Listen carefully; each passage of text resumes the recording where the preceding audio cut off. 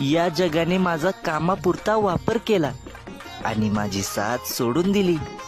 त्याच वेळी या येडा माईनं मला मायेनं जवळ घेतलं आणि माझ्या सुखादुःखात पाठीशी उभी राहिली आणि या येडा माईमुळं माझ्या चेहऱ्यावर खूप आनंद आला। या आईनं मला लेकरावानी जीव लावला।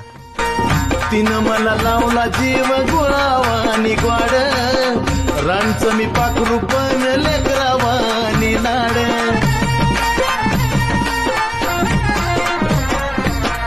तिनं मला लावला जीव। येडा माय मन थकलंय माझं आई, डोळे भरून आल्यात आई। या तुझ्या लेकराची हाक तुझ्यापर्यंत पोचत का नाही येडा माई? या तुझ्या लेकराचं एवढं पण सत्व नको पाहूस येडा माई। आता तरी माझ्या घरी आनंदाने ये ना ग येडा माई।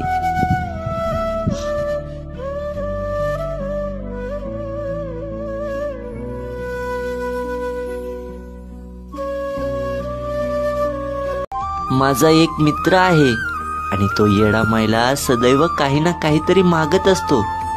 तो येडा माईला म्हणतो, येडा माय मला दुःख देऊ नको, मला धन दौलत दे, माझ्या जीवनामध्ये आनंदी आनंद कर आणि मला गरीब ठेवू नको। तर मी त्याला 2 शब्द बोलणार आहे।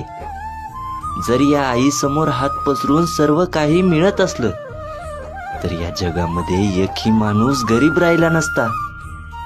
थोडंफार प्रयत्न आपल्यालाही करावा लागतं। आपल्या प्रयत्नाला यश येडा माय 100% देणार।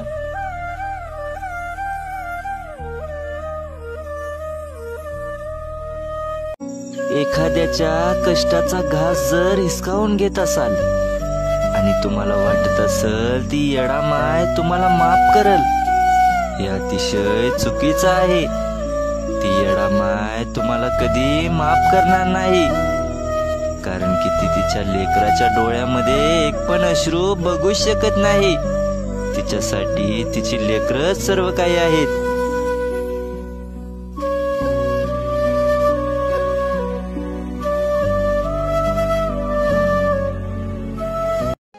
दुष्काळाच्या काळामध्ये सुद्धा माझ्या आबाजी पाटलांना गोरगरिबांची मदत केली, त्यांना अन्नदान केलं।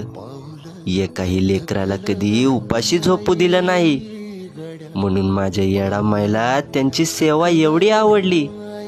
म्हणून माझी आई त्यांना भेट देण्यासाठी त्यांच्या वाड्यावर गेली, त्यांना आशीर्वाद दिला आणि आज त्या आबाजी पाटलांमुळे ती येडा माई येरमाळ्यामध्ये आली आणि आज त्यांच्यामुळं या येडा माईची सेवा करण्याचं सुख आम्हाला मिळालं।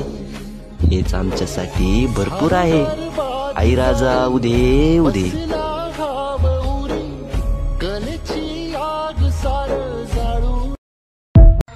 चांगल्याने चांगलं आणि वाईटाने वाईट समजलं मला, पण माझ्या वाईट वेळेत कोण कामी नाही आलं। सर्व माझ्यापासून आपोआप दूर झाले आणि त्याच वाईट वेळेमध्ये येडा माईनं माझा हात पकडला आणि मला येरमाळ्याला घेऊन गेली आणि माझं गाराण ऐकून घेतलं आणि या आईनं मला लेकरावानी जीव लावला। तिनं मला लावला जीव गुळावानी ग्वाड, रानचं मी पाखरू पण लेकरावानी लाड। द्यायला काचाचं घरही दिलं असतं मला माझ्या येडा माईनं, द्यायला काचाचं घरही दिलं असतं मला माझ्या आईनं, पण दगड मारणारा शेजार माझ्याकडे भरपूर आहे, म्हणून मी या आईला नको म्हणलो। जेवढं दिलं तेवढं भरपूर दिलं येडा माई, फक्त सुखादुःखात तुझा हात माझ्या डोक्यावर राहू दे आणि माझ्या प्रयत्नांना यश मिळू दे।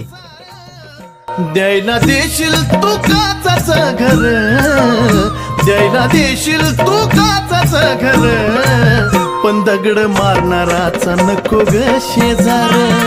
द्यायला देशील तू काचाचं घर।